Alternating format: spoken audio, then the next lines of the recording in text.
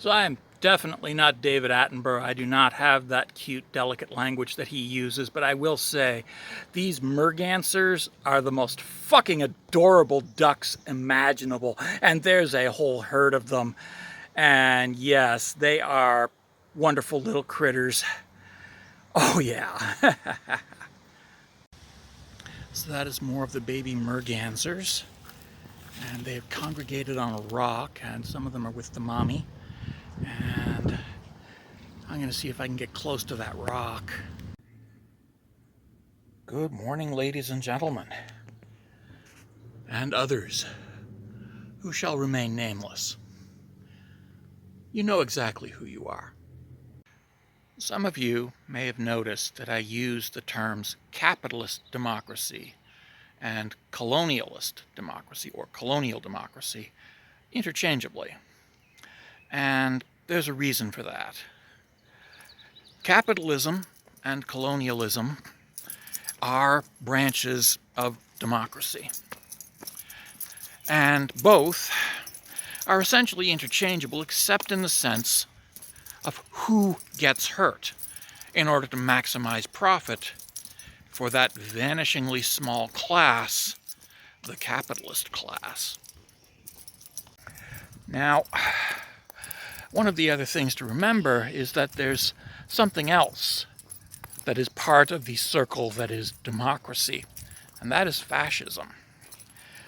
Fascism happens when capitalism can no longer sustain itself. It takes off the gloves, puts on the jackboots, and becomes fascism. It's not a major structural change. It's a superficial change.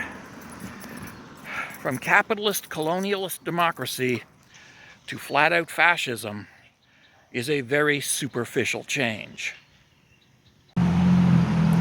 Now, there have been concessions made by the capitalist class to the proletariat, and some of those concessions have been quite good. Public health care, public education, public roads, public sewage, safe drinking water, things like that. These are all concessions made to the proletariat as temporary measures intended to forestall a proletariat revolution until the capitalist class could secure a military position of invincibility.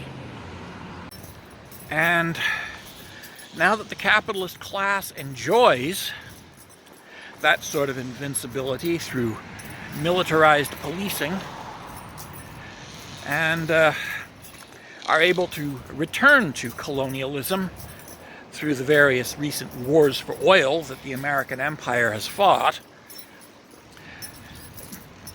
those concessions are being rolled back drastically. Yes. The public health care that literally saved my life, that's going out the window.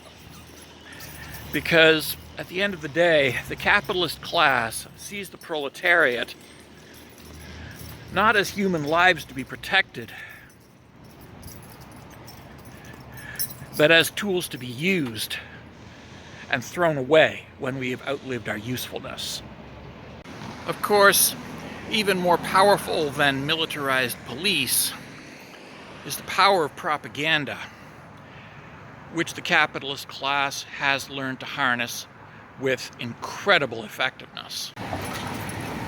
Democracy propaganda has convinced a large part of the proletariat that they have an investment in perpetuating capitalism and restoring colonialism. We don't, of course, but many of us have been convinced, because propaganda works. Propaganda is a powerful weapon, and propaganda is everywhere.